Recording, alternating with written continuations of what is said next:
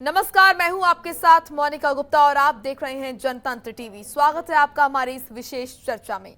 3 कृषि कानूनों को लेकर पंजाब में भारतीय जनता पार्टी की दिक्कतें बढ़ती जा रही हैं। इस कारण को लेकर पार्टी में नेता कृषि कानूनों का विरोध का सामना नेताओं को करना पड़ रहा है। वक्त रहते पार्टी ने इसकी भरपाई भी शुरू कर दी है। लुधियाना पहुंचे पंजाब भारतीय जनता पार्टी के प्रदेश अध्यक्ष अश्विनी शर्मा ने पार्टी नेताओं को एकजुटता का पाठ पढ़ाया। उन्होंने कहा कि छोटी छोटी बातों पर पार्टी नेताओं के निष्कासित उनको करने जैसे बयान न दिए जाएं। अश्विनी शर्मा ने कार्यकर्ताओं से आगामी विधानसभा चुनाव की तैयारियां करने के लिए बूथ स्तर तक पार्टी संगठन खड़ा करने के निर्देश दिए हैं।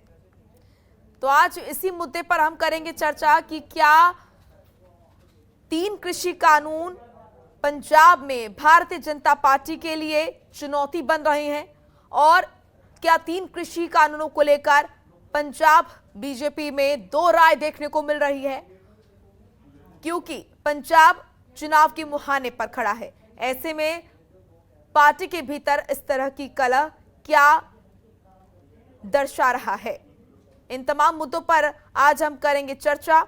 हमारे साथ कुछ मेहमान भी जुड़ेंगे जो इस मुद्दे पर बातचीत करेंगे, अपनी राय रखेंगे सामने। तो आपको बता दें कि 3 कृषि कानूनों को लेकर अब पंजाब बीजेपी में 2 राय देखने को मिल रही है और ऐसे में भारतीय जनता पार्टी की मुश्किलें बढ़ती हुई नजर आ रही हैं और खासकर कि स्थानीय नेताओं को कहीं ना कहीं किसानों के दबाव का सामना करना पड़ रहा है, जिसको लेकर अब खुलकर प्रखर रूप से बोलते हुए नजर आ रहे हैं भारतीय जनता पार्टी के कुछ नेता। तो 3 कृषि कानूनों को लेकर पंजाब में भारतीय जनता पार्टी की दिक्कतें अब बढ़ती हुई नजर आ रही हैं और इसी कारण से पार्टी में नेता कृषि कानूनों का विरोध का सामना उनको करना पड़ रहा है।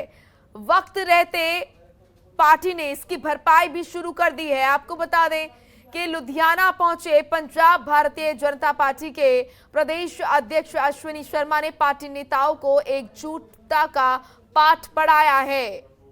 उन्होंने कहा है कि छोटी छोटी बातों पर पार्टी के नेताओं की निष्कासित करने की जैसे बयान न दिए जाएं। अश्विनी शर्मा ने कार्यकर्ताओं से आगामी विधानसभा चुनाव की तैयारियां करने के लिए कहा है। बूथ स्तर तक पार्टी संगठन खड़ा करने के निर्देश दिए हैं।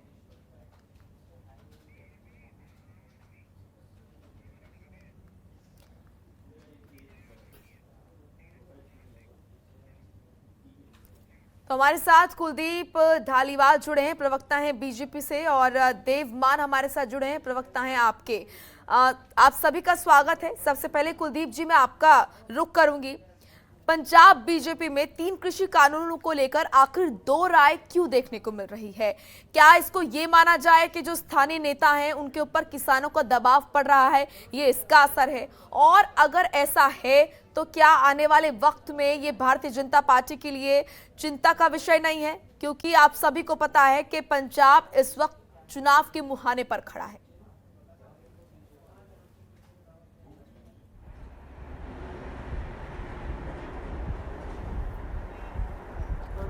कुलदीप जी, आप तक आवाज पहुंच रही है? आवाज आ रही, मेरी आवाज आ रही है? जी जी बिल्कुल, बोलिए। सबसे पहले तो ये है कि कृषि कानूनों को लेकर पंजाब बीजेपी में कोई 2 राय नहीं है। ठीक है, हम लोग एक मत हैं और हमारी पार्टी में ऐसा, मेरे ख्याल से आम आदमी पार्टी के भी हमारे साथ प्रवक्ता बैठे हुए हैं जी। भाजपा में किसी भी तरीके का किसी का भी मत हो, ये रखने का सबको हक है। कोई भी कार्यकर्ता बूथ स्तर से लेकर प्रधानमंत्री बनने तक का सपना साकार कर सकता है।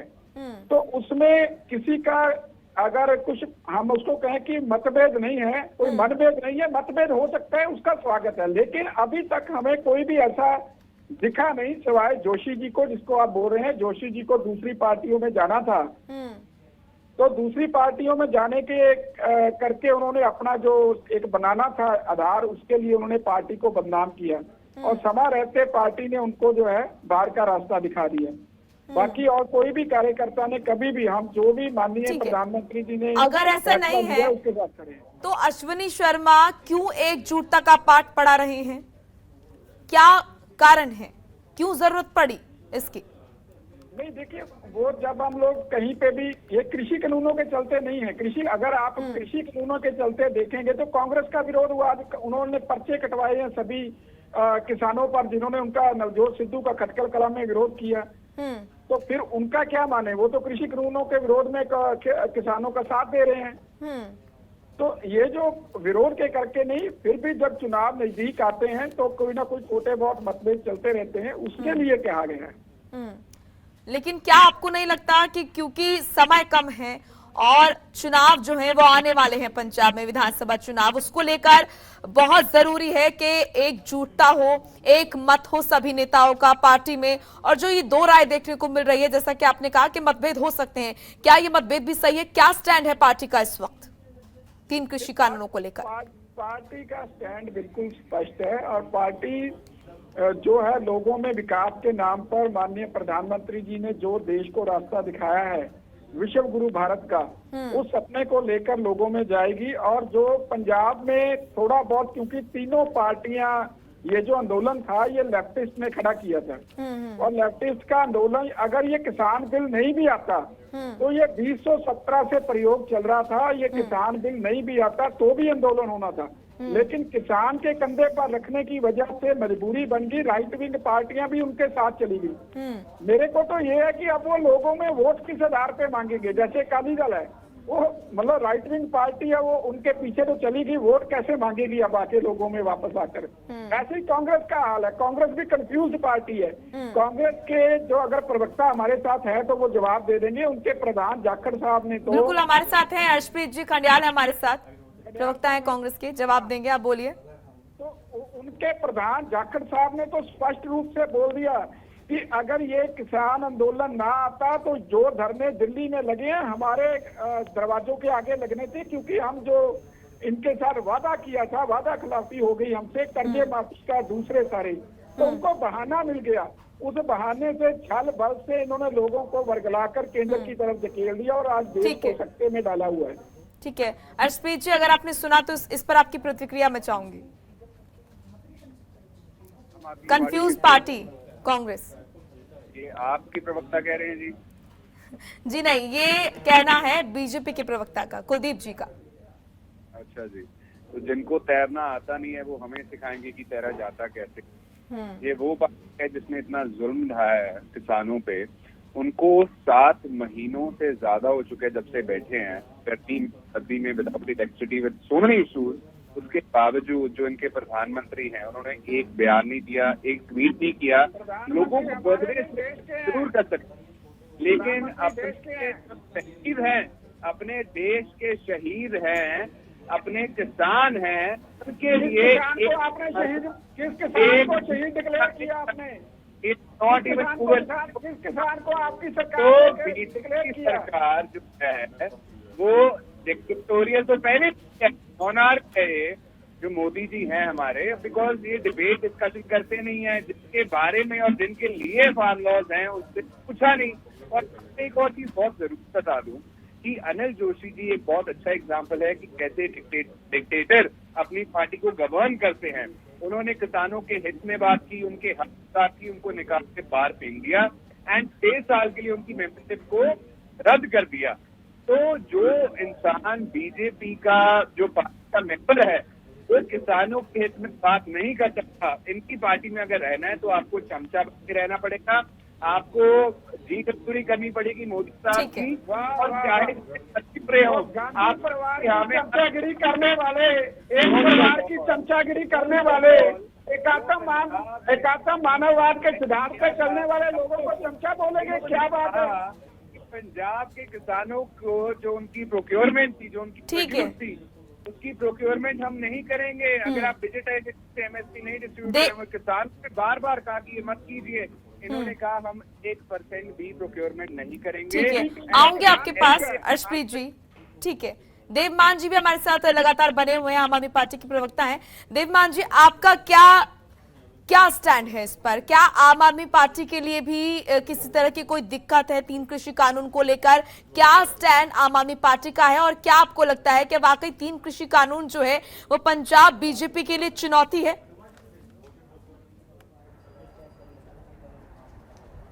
देखिए मैडम, सबसे पहले तो ये बात है कि आम आदमी पार्टी पहले दिन से, जब से ये बात चली है तब से लेके आज तक किसानों के साथ खड़ी है। ठीक है। और चाहे पंजाब की बात हो, दिल्ली में अभी जो किसान बैठे हैं 8 महीने, अभी कांग्रेस के प्रवक्ता बोले 7 महीने, उनको मैं बताना चाहता हूँ कि 8 महीने पूरे हो चुके हैं, 9वां महीना शुरू हो चुका है। हमें एक एक दिन का एहसास है और वहाँ भी हम लोगों ने जितना हमसे हो सका हम पूरा उनकी वो कर रहे हैं। और पंजाब में कांग्रेस हो, चाहे अकाली दल हो, बीजेपी हो, इन तीनों पार्टियों का मखौटा जो था वो किसान आंदोलन ने उतार दिया। और किसान आंदोलन आने की वजह से बीजेपी तो बिल्कुल बैकफुट पे चली गई। मुझे तो लगता नहीं कि इनके पास 117 कैंडिडेट होंगे पंजाब में इलेक्शन लड़ने के लिए। अगर कोई होगा भी तो वो लड़ेगा नहीं मेरे हिसाब से। तो ये कुछ भी बयान आता रहे, संगठन बना लो, ये कर लो, वो कर लो, लोग इनको वोट नहीं डालेंगे। तो बात रही कांग्रेस की, कांग्रेस का जो आपस में काटो क्लेश चल रहा है कुर्सी को लेके। पहले कैप्टन साहब, अब देखा कि कैप्टन साहब के नाम पे वोट नहीं पड़ रही है। प्रशांत किशोर जी ने बना दिया रणनीति के नवजोत सिंह सिद्धू को एक ब्रांड बना के आगे लेके आए, उसका भी मुखौटा उतरना शुरू हो गया और किसानों ने उनका विरोध करना शुरू कर दिया। अब बात रही अकाली दल की, कौन नहीं जानता कि सबसे बड़ा नुकसान किसानों की पार्टी कहलाने वाली अकाली दल पार्टी ने किसानों का सबसे बड़ा नुकसान किया है। आज तक प्रकाश सिंह बादल ने कभी कोशिश ही नहीं की, 5 बार सीएम रह चुके हैं पंजाब के, कि एमएसपी को कानून बनाया जाए। और इन लोगों ने, जब बीजेपी सेंटर में सरकार है अभी भी, तो हरसिमरत कौर जी सेंटर में मिनिस्टर हैं नरेंद्र मोदी जी के कैबिनेट में। और जब ये बिल आया पिछले साल 2020 में जब स्टार्ट हुई ये बात जून में, तो प्रकाश सिंह बादल साहब, सुखबीर सिंह बादल, हरसिमरत कौर बादल जी, पूरी अकाली लीडरशिप तारीफ कर रही थी कि बहुत अच्छा बिल है, बहुत बढ़िया बिल है, किसानों के हक में। तो जैसे देखा कि इलेक्शन बड़ा जबरदस्त हुआ है, किसान इकट्ठे हो गए, तो फिर वे इन्होंने पासा चेंज कर लिया, रिजाइन कर दिया हरसिमरत कौर बादल जी ने, और अब किसानों के साथ खड़े हो गए। मेरा कहने का मतलब है कि किसान एक एक चीज को मॉनिटर कर रहे हैं। कांग्रेस क्या कर रही है, बीजेपी क्या कर रही है, अकाली दल क्या कर रहा है, उनको एक एक चीज का पता है और वो हर चीज मॉनिटर कर रहे हैं। कांग्रेस जो किसान लीडर है ना, बड़े सुलझे हुए, बड़े समझदार, और उनको एक एक चीज का एहसास है। और आने वाले समय में मेरा ये मानना है कि बीजेपी का तो पंजाब में पत्ता भी नहीं हिलेगा। रही बात कांग्रेस की, कोई भरोसा नहीं करेगा, क्योंकि गुटका साहब माथे पे लगा के जो वादे किए उन्होंने पूरे नहीं किए। अकाली दल का तो मेरा ख्याल है कि आज तक इतना कभी बुरा हासिल होगा नहीं जितना 2022 के इलेक्शन में होने जा रहा है। ठीक है, क्योंकि समय का अभाव है इसलिए आपको रोकना पड़ेगा और एक छोटे से ब्रेक के लिए हमें रुकना पड़ेगा, और ब्रेक के बाद भी सवाल और जवाबों का ये सिलसिला यूं ही जारी रहेगा। एक छोटे से ब्रेक के लिए रुक रहे हैं। ब्रेक के बाद स्वागत है आपका हमारी इस विशेष चर्चा में। पंजाब में विधानसभा चुनाव करीब है, ऐसे में तमाम पार्टियां अपने अपने तरीके से तैयारियां कर रही हैं, रणनीति बना रही है। इस बीच पंजाब बीजेपी में 3 कृषि कानूनों को लेकर 2 राय देखने को मिल रही है। ऐसे में यह खुद बीजेपी के लिए कितनी बड़ी चिंता है और अन्य पार्टियों के लिए इससे कितना नुकसान और कितना फायदा होगा, इसी बात पर हम कर रहे हैं मंथन और इसी पर कर रहे हैं हम चर्चा। हमारे साथ मेहमान भी लगातार जुड़े हुए हैं। कुलदीप जी, आपका मैं रुक करूंगी। आपने देखा होगा कि देवमान जी कह रहे थे कि ये जो 3 कृषि कानून आए हैं, इसको लेकर उन्होंने कहा कि तमाम जो पार्टियां हैं उनके मुखौटे उतरते हुए नजर आ रहे हैं, और पंजाब में उनका कहना है कि इससे कहीं ना कहीं बीजेपी का तो सुपड़ा साफ होता हुआ नजर आ रहा है, बीजेपी का साफ तौर पर पत्ता जो है वो कटता हुआ नजर आ रहा है। इस पर आपकी प्रतिक्रिया?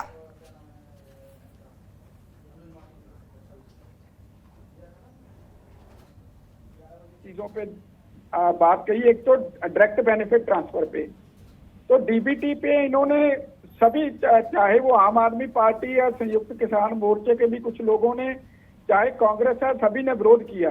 लेकिन डीबीटी लागू हुआ और किसान खुश है। आज गांव का किसान, उसकी फसल का पैसा उसको मिल रहा है और माननीय प्रधानमंत्री मोदी जी का धन्यवाद कर रहा है।